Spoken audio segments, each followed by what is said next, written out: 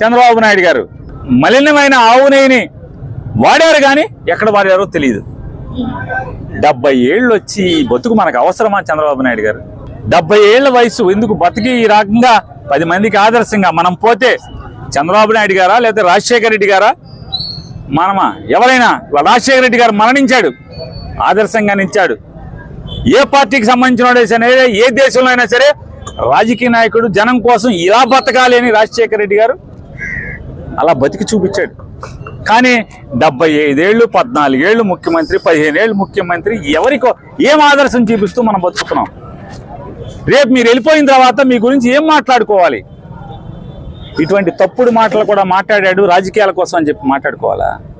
జగన్మోహన్ రెడ్డి గారు స్వామివారి దర్శనానికి వెళ్తానంటే ఏం పూజ చేసుకుంటాకో లేకపోతే వేరే రకంగా కూడా కాదు కదా, కేవలం దర్శనం చేసుకుంటాకి వెళ్తానంటే వెంటనే ఫ్లెక్సీలు పెట్టిస్తావా? తిరుమలలో ఎప్పుడన్నా నువ్వు అక్కడే పుట్టానంటున్నావు కదా, ఎప్పుడన్నా తిరుమలలో అన్యమతస్తులు డిక్లరేషన్ ఇవ్వండి అని చెప్పని ఎప్పుడన్నా బోర్డు కడతాం చూసారా?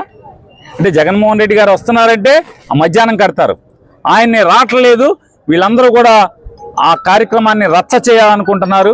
హిందువుల ముసుగులో రాజకీయాల కోసం బతికేటువంటి కొంతమంది కాషాయ బట్టలు వేసుకుని నోరు కాషాయ నాలుకలు వేసుకుని తిరిగేటువంటి దొంగ భక్తులు ఎవరైతే ఉన్నారో, హిందూ మతానికి మేమే రిప్రజెంటేషన్స్ అని చెప్పని కేకలు బొబ్బలు పెట్టేటువంటి వ్యక్తులు ఎవరైతే ఉన్నారో వాళ్ళు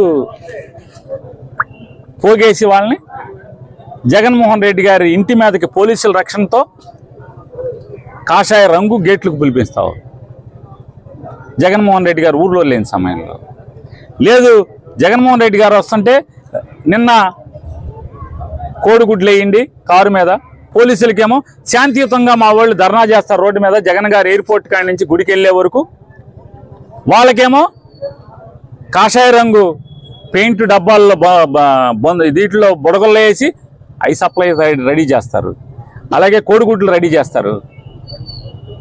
రెడీ చేసి అవమానించి ఆ వీడియోలన్నీ కూడా మీ తప్పుడు మనుషులతో ఇవన్నీ చేయించి అక్కడ అల్లరి అలజడి సృష్టిస్తారు.